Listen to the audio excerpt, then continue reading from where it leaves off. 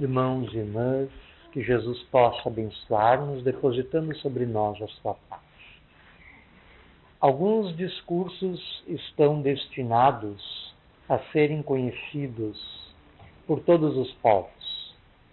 Assim o é o Sermão da Montanha, que foi ditado pelo Cristo muitos anos mais tarde, redigido pelos seus seguidores imediatos, que estiveram presentes naquele momento mágico, fascinante, em que o Cristo, ligado diretamente a Deus, à consciência divina, inundou a humanidade daquele tempo e a humanidade de todos os tempos com lições da mais alta, da mais elevada transcendentalidade.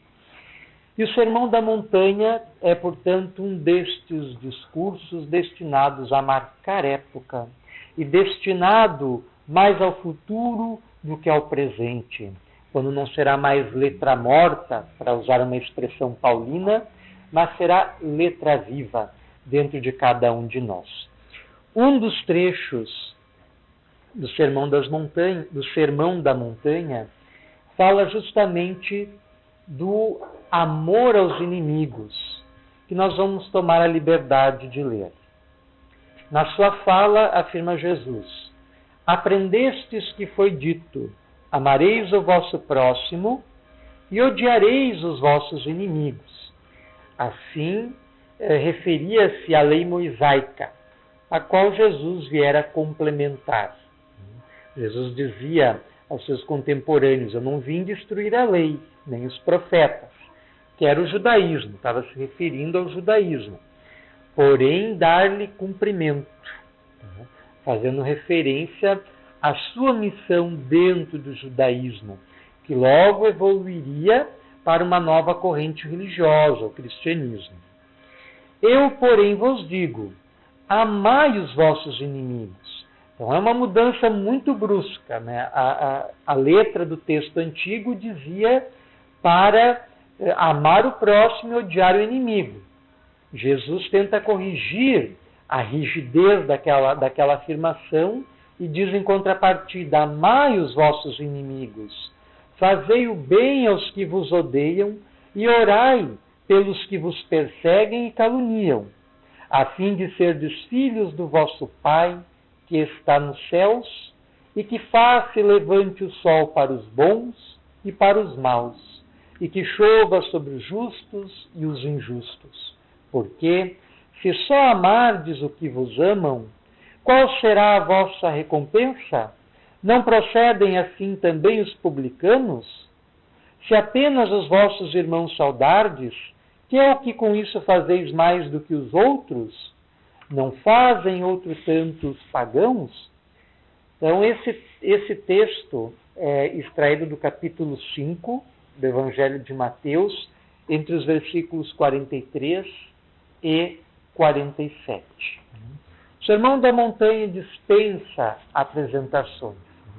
É um texto que teve a capacidade de inspirar, emocionar e comover as mais diferentes pessoas, como Leon Tolstói, grande escritor russo do século XIX, que no final da sua vida, no ocaso da sua existência terrestre, passou por um processo catártico de conversão íntima ao cristianismo, não ao cristianismo institucionalizado, mas sim ao cristianismo puro, ao cristianismo dos ensinamentos livres do Cristo, e passou a escrever inúmeras das suas obras inspiradas pela doutrina do amor verdadeiro, do amor incondicional, do amor que busca a plenitude. E o Sermão da Montanha inspirou também Mahatma Gandhi, Mohandas Karamchand, mais tarde transformado em Gandhi, que nascera na Índia, estudara na Inglaterra, formara-se em Direito e depois regressara para a Índia, demonstrando uma consciência espiritual muito avançada e desperta para os grandes problemas do passado e do presente, e sobretudo pela Índia do seu tempo, que estava subordinada politicamente à Inglaterra. E ele desencadeia um processo de libertação através da não violência. E Gandhi emocionou-se ao ler o Sermão da Montanha, discurso atribuído a Jesus. Então é um texto magnânimo, sublime, que nós deveríamos ler, estudar frequentemente. No Evangelho de Mateus corresponde aos capítulos 5, 6 e 7, o Sermão da Montanha. É um texto belo. E esse trecho que nós lemos é uma pequena parcela desse discurso, que enfatiza o amor aos inimigos. O que era muito difícil de ser entendido, aceitado na época, e ainda o é hoje. Se nos é difícil amar os nossos amigos, amar os nossos familiares, amar aqueles que nos cercam, o que dirá amar aqueles que estão distante de nós, aqueles que não são nossos amigos, aqueles com os quais nós não simpatizamos, aqueles que nos despertam mágoa, ódio, rancor, ojeriza, aversão, etc. Então é uma das questões mais palpitantes na esfera do relacionamento humano, a questão desse preceito evangélico do amar os inimigos. Allan Kardec, quando codifica a doutrina espírita em meados do século XIX, e quando publica o Evangelho segundo o Espiritismo no ano de 1864, na sua primeira edição, faz uma análise, um estudo belíssimo sobre este preceito evangélico, que constitui o capítulo 12 do Evangelho segundo o Espiritismo e que traz justamente esse título: Amai os vossos inimigos. E ele faz algumas colocações muito interessantes que nós passaremos a elencar e a refletir a partir de agora. Então, no item 3, ele coloca o seguinte, no item 3 do capítulo 12 do Evangelho segundo o Espiritismo, e logo em seguida no item 4. Amar os inimigos não é, portanto, ter-lhes uma afeição que não está na natureza, visto que o contato de um inimigo nos faz bater o coração de modo muito diverso do seu bater ao contato de um amigo. Então nós não podemos interpretar essa afirmação do Cristo de forma literal.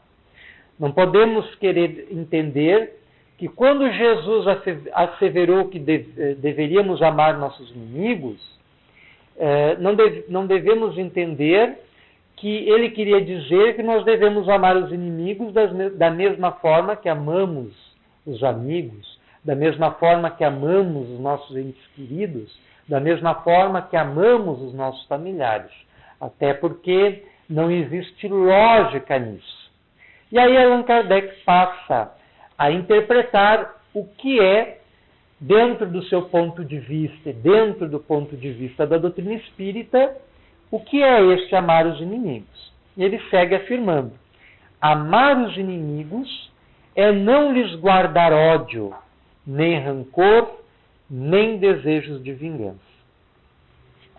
Se nós conseguíssemos simplesmente fazer isso, já estaríamos cumprindo o mandamento evangélico de amar os inimigos.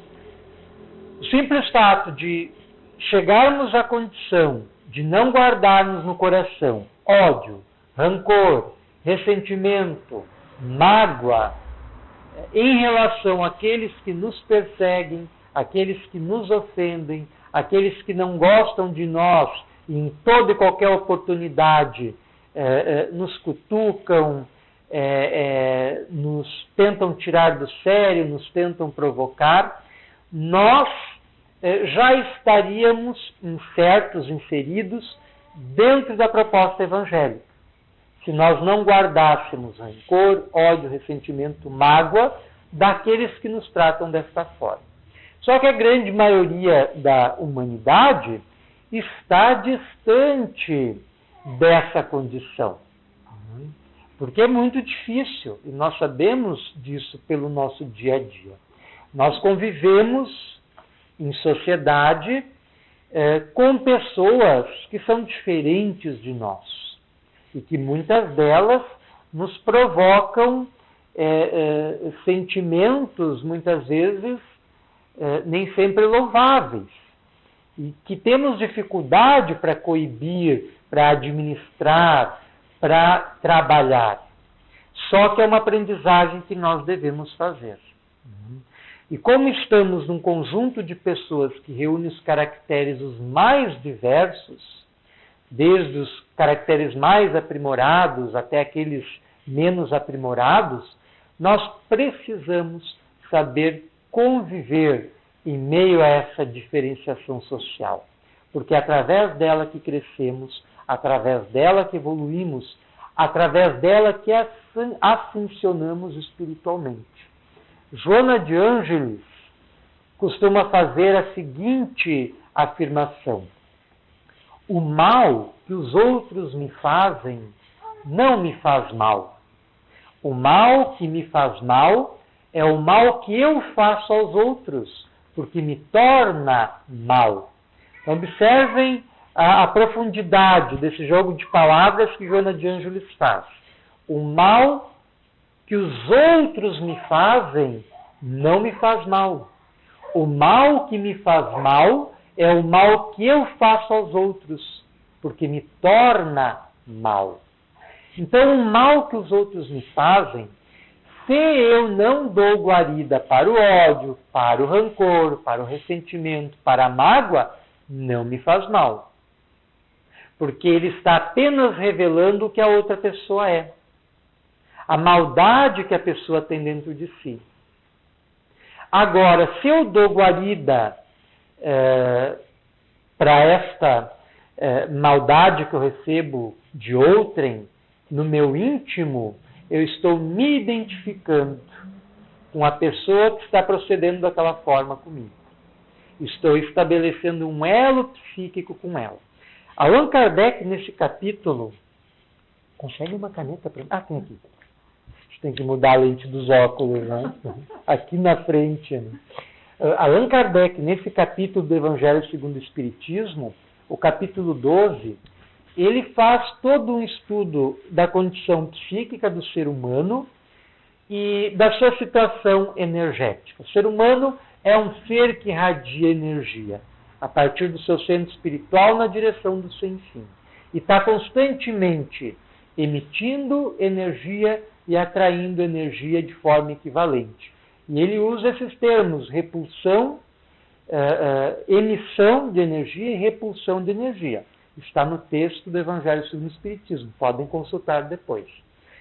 Então, se nós somos um centro que irradia para diferentes lados e o nosso padrão energético vibra num determinado diapasão, num determinado padrão, e nós convivemos com outros seres espirituais que também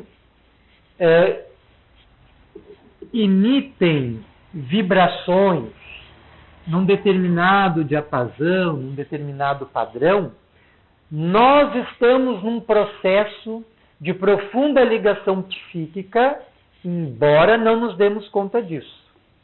Há uma questão no Livro dos Espíritos que afirma que entre os seres pensantes existem ligações que estamos longe de imaginar. Onde entra essa ligação em profundidade que existe entre todos nós, do ponto de vista psíquico. As nossas irradiações, que são constantes,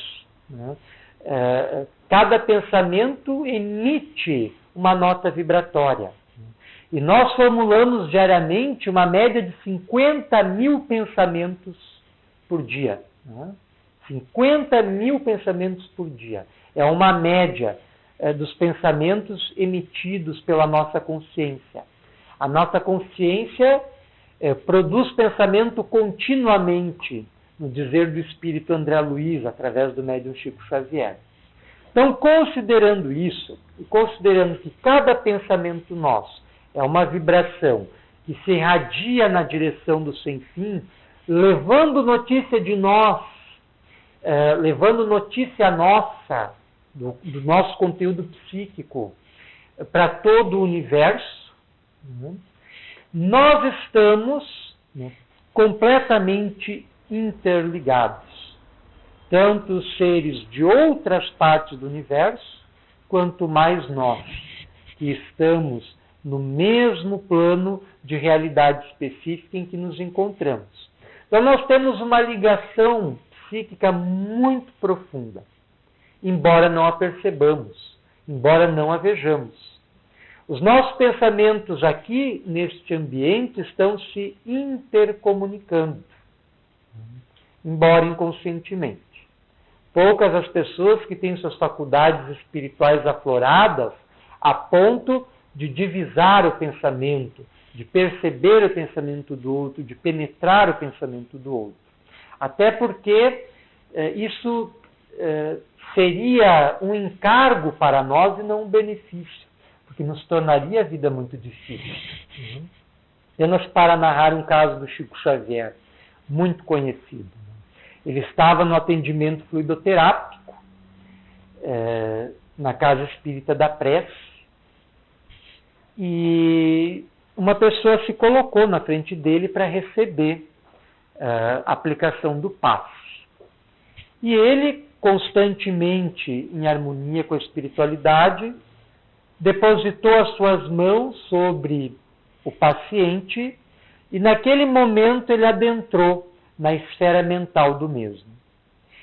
E passou a enxergar como se fosse, como se estivesse acontecendo na sua frente um crime que aquela pessoa havia cometido. E a sua consciência, como a consciência de qualquer pessoa, acusa sempre quando fazemos algo de errado.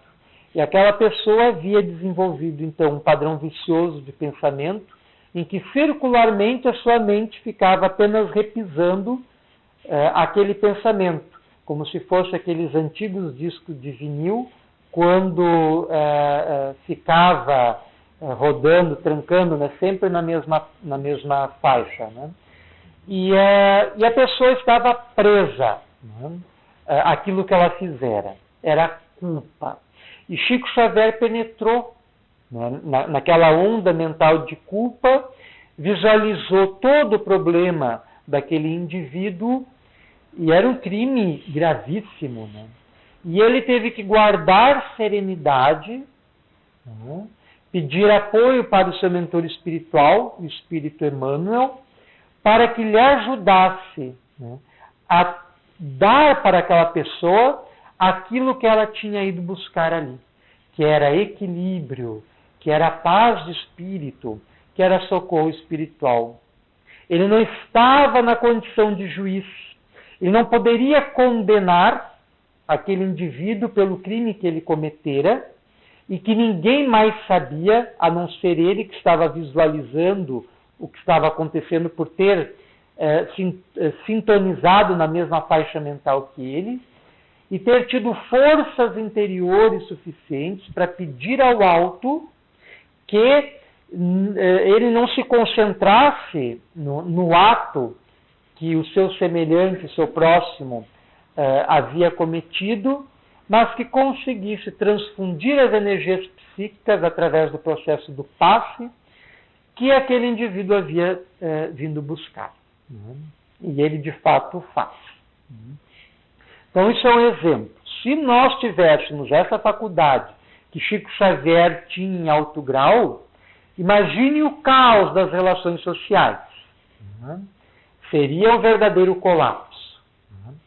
Então, nós irradiamos constantemente energia e essas energias estão interconectando.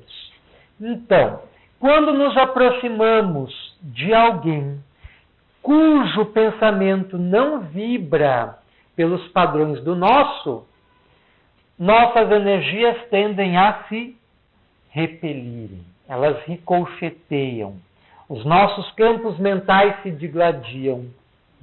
Às vezes nós estamos cumprimentando, dando a mão, sorrindo, né? Mas por dentro estamos dizendo, desgraçado, eu não gosto de ti, e coisa e tal. Né?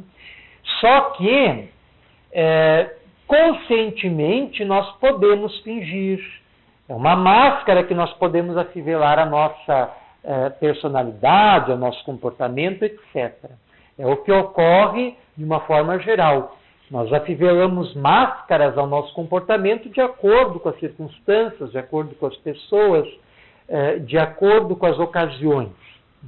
Mas, num nível mais profundo, que é o nível da verdade, que é o nível das relações espirituais, o nível das relações psíquicas, isso não ocorre. Não há máscara nenhuma. E essas vibrações estão uma interferindo na outra, uma casando-se com a outra, uma se impondo à outra ou cedendo à outra.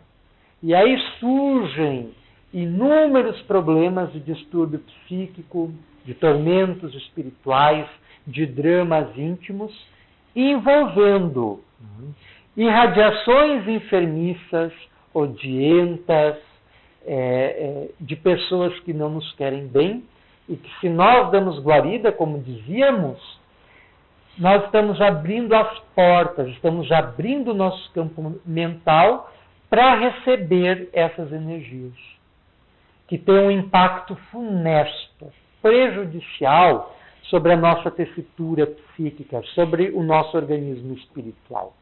E se instala de uma forma virulenta e se alastra sobre o nosso psiquismo.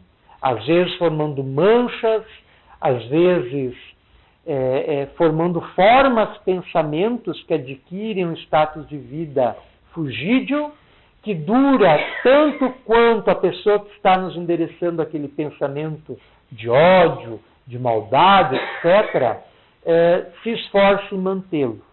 E aquela forma, pensamento, fica nos atormentando. E muitas vezes é a razão de alguns pesadelos que nós temos, não é regra geral. Mas muitos pesadelos que nós temos, quando nós não conseguimos dormir bem, é o impacto dessa energia, que adquire inclusive forma.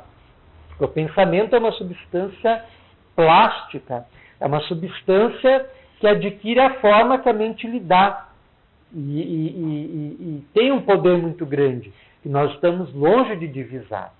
E se alguém alimenta um ódio feroz, voraz contra nós, esse ódio toma as formas animalescas, formas terrificantes, que se nós não estamos equilibrados, que se nós não estamos em sintonia com os nossos amigos espirituais, com os nossos amigos de luz, com os nossos anjos guardiões, com Jesus, com Deus, nós sofremos o impacto, como dissemos antes, direto e funesto dessas energias. Em alguns casos de pesadelo, como estávamos dizendo, é a presença dessas formas de pensamentos que nos perseguem. Às vezes é um sonho onde nós estamos fugindo de algum monstro ou de alguma coisa que está nos espreitando, que está nos seguindo, e é esse impacto energético de alguém que não gosta de nós. Mas isto por termos aberto brechas no nosso campo psíquico para receber essa energia. E como funciona essa abertura? É quando nós nos desequilibramos, é quando nós fazemos o que não é para fazer, é quando nós pensamos o que não deveríamos estar pensando, é quando deixamos de orar, é quando deixamos de fazer o bem, é quando deixamos de fazer uma leitura edificante, é quando fazemos o mesmo que a pessoa está fazendo para nós, ela nos manda um pensamento odioso e nós devolvemos na mesma medida. Que é o que dizia a letra do Antigo Testamento. Amareis o vosso próximo e odiareis os vossos inimigos. E quem já leu o Antigo Testamento percebe que muitas vezes a divindade adorada pelos hebreus conclamava o povo judeu a guerras fratricidas contra todos aqueles que não aceitassem Javé como a divindade principal. Se costuma dizer que os hebreus eram monoteístas, na verdade eles eram monólatras. Eles cultuavam o único Deus, mas também acreditavam na existência de outras divindades. Né? E essa divindade, para eles, era dotada de um aspecto terrível, que mandava que aniquilassem os povos que não se submetessem aos seus mandamentos. E Jesus, quando vem trazer a sua doutrina, estabelece uma mudança de paradigma, uma mudança de visão. O Deus apresentado pelo Cristo não é o mesmo Deus apresentado por Moisés. É um Deus extremamente amoroso, misericordioso, justo e bom. Então a letra do Antigo Testamento afirma: amai os vossos inimigos, mas odiai os vossos inimigos. E era uma prática comum entre os judeus. Na época de Jesus eles estavam sob domínio romano e frequentemente explodia algum movimento revolucionário que desejava conquistar a independência política do jugo romano. Na época de Jesus, um pouco antes, um pouco depois, ocorreram vários levantes. E Jesus foi crucificado com essa acusação, porque ele é recebido em Jerusalém como sendo o rei dos judeus, o Messias que viria libertar os judeus da escravização romana. Mas a mensagem de Jesus não estava destinada apenas aos judeus, mas sim a todos os povos, e ele foi incompreendido no seu tempo. E ele é entregue pelas autoridades rabínicas às autoridades romanas sob essa acusação, de estar se autoproclamando o rei dos judeus, quando ele nunca fizera isso. Os seus seguidores que o estavam recebendo como sendo o Messias, o enviado, aquele que viria redimir o povo. Só que essa redenção não era uma redenção social, uma redenção econômica, uma redenção política. Era a redenção interior. Era o processo de transformação do ser humano, que a humanidade naquela época não entendeu e ainda hoje não compreende. Então Jesus manda que amemos os inimigos. Só que quando alguém nos odeia e nós a odiamos também, nós não estamos seguindo essa orientação. E estamos entrando num processo de obsessão de encarnado para encarnado, em que nossas mentes estão vinculadas uma à outra em função dessa irradiação enfermiça, desequilibrada do ódio. E isso já abre em nosso psiquismo brechas para que se instalem micro-organismos que vão se manifestar na forma de alguma virose, na forma de algum problema orgânico, que tende a se somatizar. Todos os nossos problemas psíquicos tendem a se somatizar, a aparecer no corpo físico. Existe toda uma linha no campo da ciência médica, que é chamada de psicossomática, que estuda as interferências dos nossos padrões de pensamento, de crença, de desejos, de sentimentos sobre a nossa saúde, sobre a nossa doença. E tem feito muitas colocações no sentido de que os nossos pensamentos enfermiços, como o de ódio, por exemplo, abrem espaço no nosso psiquismo para que os mesmos se somatizem na forma de distúrbios físico-químicos que nós chamamos de doença. Mas, na verdade, é o reflexo dos nossos pensamentos incorretos, dos nossos desejos equivocados, das nossas crenças distorcidas, da nossa falta de visão. Nós estamos vendo as coisas incorretamente. Lemos um livro recentemente intitulado A Doença como Caminho, escrito por um psicólogo e por um psiquiatra alemão chamados Thorvald Detlefsen e Rüdiger Dahlke, em que eles afirmam, por exemplo, que as pessoas que têm miopia, como é o meu caso, por exemplo, têm algum problema interior em que algum conflito psicológico em que não estão vendo alguma coisa na vida como deveriam ver. Então é um livro muito interessante, não é um livro espírita, importante frisar, mas é um livro escrito por 2 cientistas que pesquisam o campo da natureza humana, principalmente o psiquismo humano, e que fazem esse tipo de associação, né, em que todas as enfermidades apontam, são mensagens indicando que algo dentro de nós, algo no nosso ser interior, algo no nosso ser profundo não está bem, está em desequilíbrio, está em harmonia, está em desarmonia e precisa de correção. Né? Lembramos de ter assistido uma palestra do Divaldo onde ele conta algo parecido, que ele usava óculos também, né?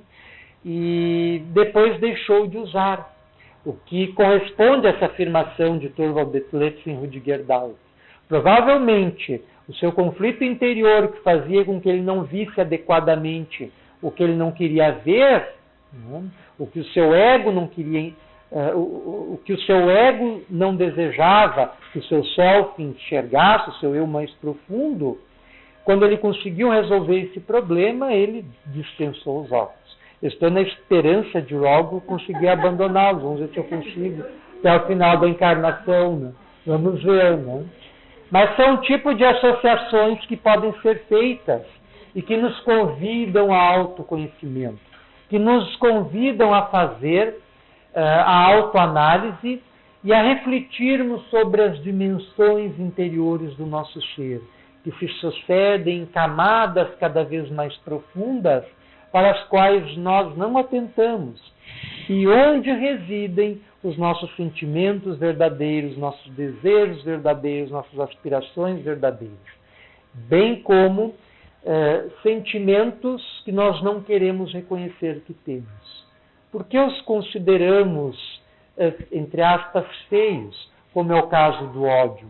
Dificilmente uma pessoa, ainda mais nós espíritas, nós somos muito hipócritas, gente.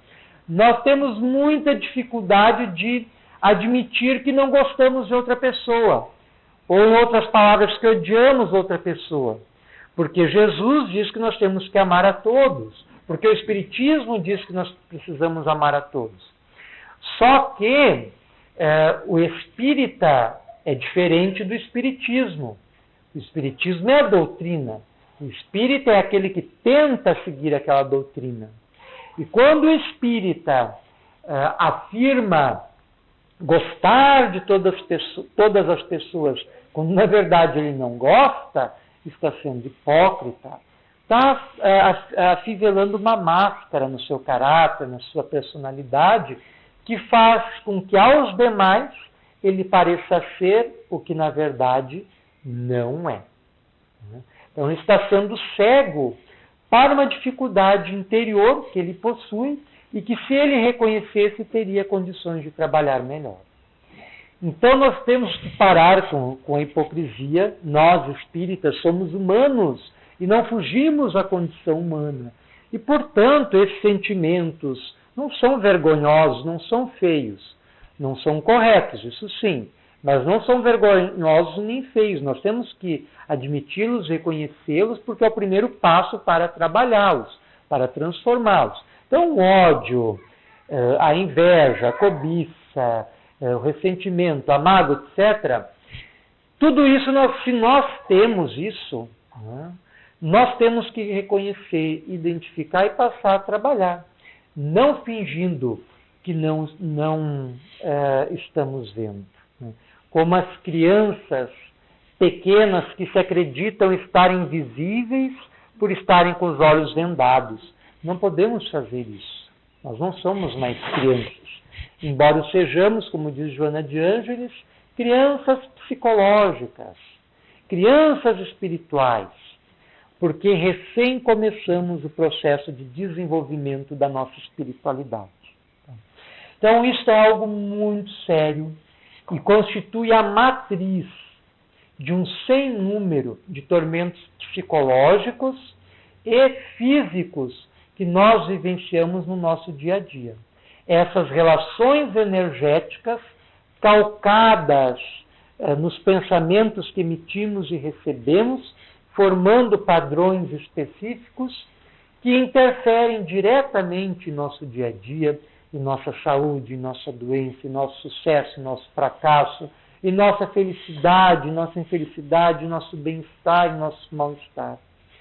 É muito comum, às vezes, nós estarmos bem, alegres, faceiros, e cruzarmos com uma pessoa, conversarmos um pouco com ela, e depois sairmos mal, né, nos sentindo, entre aspas, carregados, né, como se usa essa expressão. Né.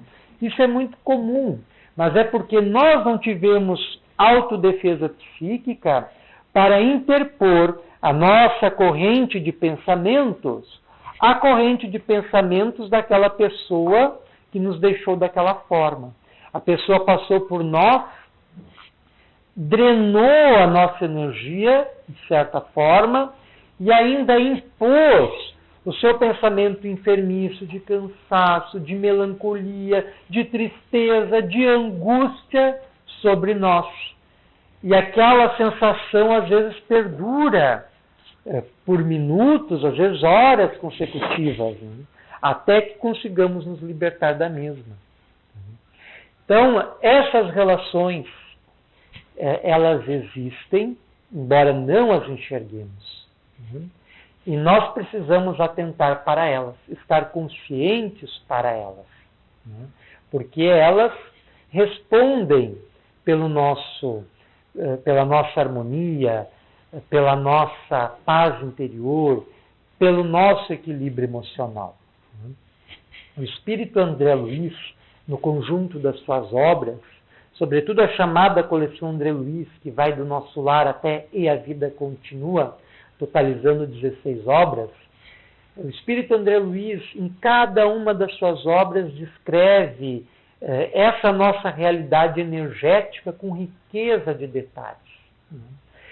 Ele narra um episódio muito interessante no livro Nosso Lar, que inaugura a sua série, em que ele já estava trabalhando nas câmaras de retificação, na colônia espiritual que o abrigou, que recebe esse nome, Nosso Lar, e que ele utilizou para nominar o seu livro.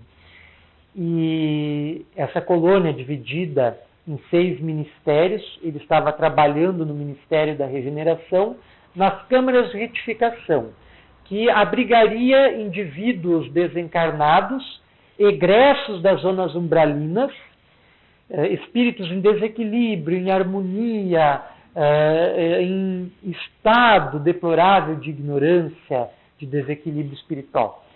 E ministrava, então, os primeiros socorros, atendimentos de enfermagem, atendimentos médicos necessários. E chamou a atenção, numa das suas primeiras ocasiões de trabalho dentro das câmaras de retificação, que um dos vigilantes, que essa colônia ela era e é cercada por uma grande muralha, que a divide das zonas umbralinas. E um dos vigilantes próximos às câmaras de retificação onde ele trabalhava, acorreu até o interior para comunicar à enfermeira chefe de plantão, que era a irmã Narcisa, de que havia uma entidade, uma mulher desencarnada, pedindo abrigo em nosso lar. E ela lhe questionou, mas por que não acolheste, não abriste os nossos portões para recepcioná-la? E aí o vigilante disse o seguinte, que segundo o código que nos rege, esta irmã possui algumas manchas negras que nos impedem de liberar o acesso para dentro do nosso lar. E a irmã Narcisa, junto com o André Luiz e com aquele vigilante, foram até o portão de acesso às câmaras de retificação, onde se encontrava aquela mulher que já havia ultrapassado outras barreiras anteriores, e passaram a examiná-la e a conversar com ela. E o que André Luiz e o vigilante viram apenas como pontos escuros no organismo espiritual da mesma, a irmã Narcisa e outros vigilantes que logo ocorreram ao local enxergavam com maior profundidade e viam em cada um daqueles pontos negros a imagem de um feto que aquela mulher, quando encarnada, dilacerara a vida. Ela era parteira e interferira no processo gestacional de muitos fetos, conspirando para que eles não viessem à luz. E ao todo, ela havia tirado a vida de 33 fetos, que eram exatamente essas 33 manchas escuras que a Narcisa e um vigilante de ordem superior identificavam no seu organismo espiritual. Porque tudo o que nós fazemos, cada ação, cada palavra, cada pensamento, se estampa em nosso organismo espiritual, em nosso processo de irradiação, como dissemos antes, levando a nossa mensagem para o sem fim, para os confins do universo. E ninguém foge de si mesmo. E daí começaram a conversar com a mulher, e dizendo que não poderiam recebê-la em função do seu estado espiritual, que revelava ainda estar presa ao ódio, estar presa a um padrão de pensamento vicioso. E quando negaram acesso a ela, ela se revelou. Até então ela havia adotado uma máscara de falsa modéstia, de coitadinha, de pobrezinha, pedindo, pelo amor de Deus, me deixem entrar. Quando eles disseram não, até seguindo um preceito evangélico, Jesus dizia, seja o vosso falar sim, sim, não, não, e que nós não temos sabido interpretar adequadamente, nós espíritas achamos que temos que dizer sim, amém para tudo, e não funciona assim. Às vezes é indispensável dizermos um não. Só que nós nos melindramos tanto que nós evitamos dizer não até para não melindrarmos as pessoas que queremos bem. Mas isso é errado da nossa parte. Então disseram não para ela e aí ela se revelou. Passou a vociferar contra eles, a deblaterar, a gritar impropérios e saiu dali em chispas de ódio, raiva e emitindo energias negativas. Então nós, o que vale para o espírito na condição de desencarnado, vale também na condição de encarnado. E o nosso processo de radiação energética nos impõe também que guardemos a harmonia através dos bons pensamentos, das boas vibrações, dos bons sentimentos, a fim de não mantermos ligações negativas com aqueles que nos odeiam e que, por vezes, nós também odiamos. Então, para Allan Kardec, amar os inimigos é não lhes guardar ódio, nem rancor, nem desejos de vingança. Por isso que dissemos que se nós conseguirmos fazer isso, nós já teremos cumprido com a sugestão evangélica. Allan Kardec diz também que amar os inimigos é perdoar-lhes sem pensamento oculto e sem condições o mal que nos causam, o que é mais difícil. Não guardar ódio, não guardar ressentimento, não guardar rancor já é difícil. Perdoar-lhes é mais difícil ainda. Exige uma grande elevação espiritual. Exige um coração de tamanhos desproporcionais. O perdão exige isso. E quem consegue perdoar, mas perdoar verdadeiramente, revela um coração sem limites. Amar os inimigos é também não opor nenhum obstáculo à reconciliação com eles. Como nós fazemos. Eu perdoo. Ele me fez aquilo, na hora eu fiquei magoado, mas eu perdoo. Mas nunca mais vai ser do mesmo jeito. Nunca mais vai ser da mesma forma. Então, isso não é perdoar. Nós muitas vezes fazemos assim. Então, perdão real, perdão verdadeiro é algo raro na atualidade terrena, como sempre foi. E é próprio das grandes almas. Amar os inimigos é desejar-lhes o bem e não o mal. Coisa que nós também temos dificuldade para fazer. Quando alguém nos faz mal e nós vemos essa pessoa se dando mal na vida, muitas vezes, se nós não sorrimos por fora, sorrimos por dentro. Comemoramos, porque nós vemos no que a pessoa está sofrendo, olha a nossa loucura interior, olha o nosso disparate. A gente vê naquilo uma punição divina por aquilo que aquela pessoa nos vemos. Está vendo? A justiça tarda, mas não falha. E por dentro estamos nos refestelando, nos estamos sentindo bem pelo que aconteceu de mal com aquele que não gostamos. É um comportamento errado, não é uma loucura nossa, e nós fazemos. Então, amar os inimigos, segundo Kardec, é desejar-lhes o bem, não o mal. Então, nos esforcemos. Pelo menos já não ficando feliz com o mal que lhes acontece, já é um grande passo. Amar os inimigos é socorrê-los em se apresentando ocasião. Isso aqui, então, é muito mais difícil.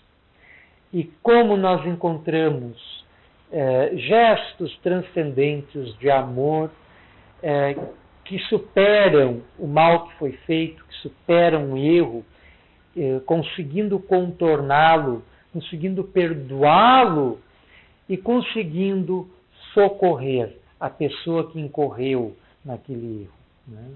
As mães, por exemplo. Por mais erros que o filho tenha cometido, a mãe tem um coração infinito, que ama o filho de forma incondicional. O que seriam dos presidiários se não tivessem as suas mães? Que não estão preocupadas com o que fizeram e que não os amam menos por terem feito aquilo, embora não concordem, embora não aceitem, embora sofram com aquilo, mas não os deixam de amar menos porque eles estão, por eles terem feito aquilo, por estarem naquela condição. Então, amar os inimigos é socorrê-los em se apresentando ocasião. Jesus perdoou Judas de antemão, abraçando e recebendo o seu beijo, mesmo sabendo anteriormente que seria por ele traído. Mas Judas não conseguiu perdoar-se. E a culpa que ele sentiu foi tão atroz, tão tremenda, que ele buscou o remédio falso do suicídio e se matou. Amar os inimigos é abster-se, quer por palavras, quer por atos, de tudo que os possa prejudicar. Amar os inimigos é, finalmente, retribuir-lhes sempre o mal com o bem, sem a intenção de os humilhar.